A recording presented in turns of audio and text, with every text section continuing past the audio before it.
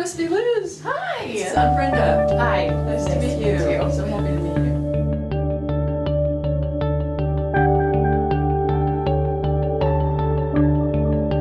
I was fortunate enough as a child, my parents were able to fund my baccalaureate degree, and I could get it within 4 years.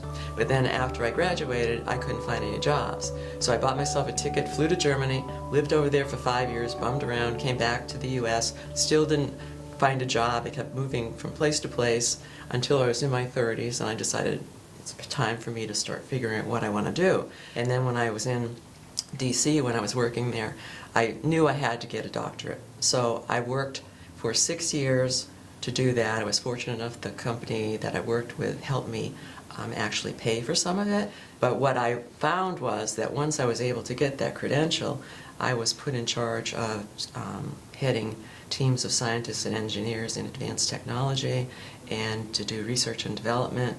But my challenges were there were no women in those careers.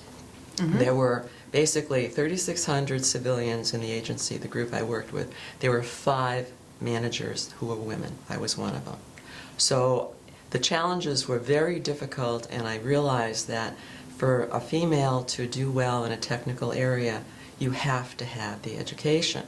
So from my personal experience, that's why I decided to try and do something to help other women who are interested in going into a technical education field.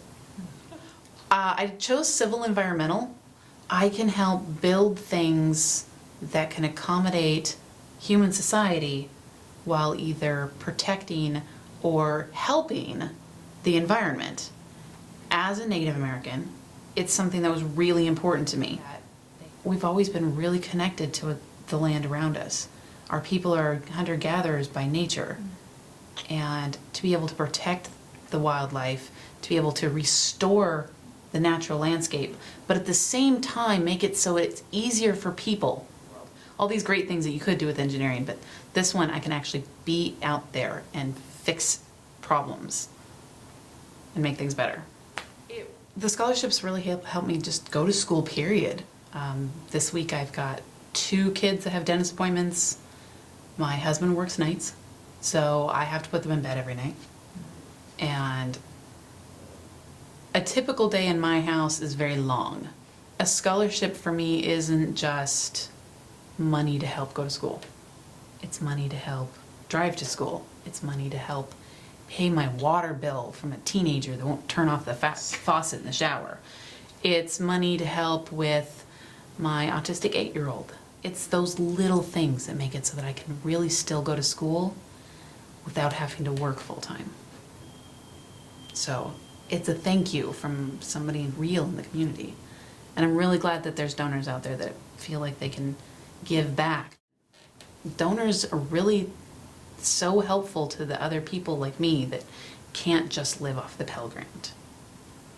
So I'm really happy that there are people like Brenda out there that can help us go to school, that someday I can hopefully be one of them, make enough that I can actually give back again. So pay it forward. Made me cry. Yeah. I didn't have any money when I started. I had no money. I worked myself up throughout the years to where I was able to make a decent income for myself, and I was happy professionally and personally with that. So I decided that when it was time and I could afford it, that I would help a woman, preferably someone like Liz, going back to school who had personal challenges, who needed the money. And I'm in a position now financially where I can do that. So when people say, why do you do it? I say, why wouldn't you do it?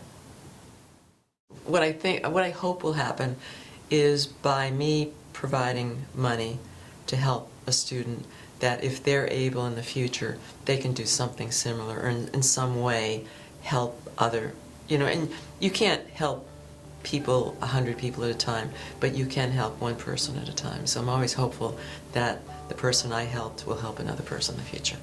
Pay it forward. Yep, that's what drives me.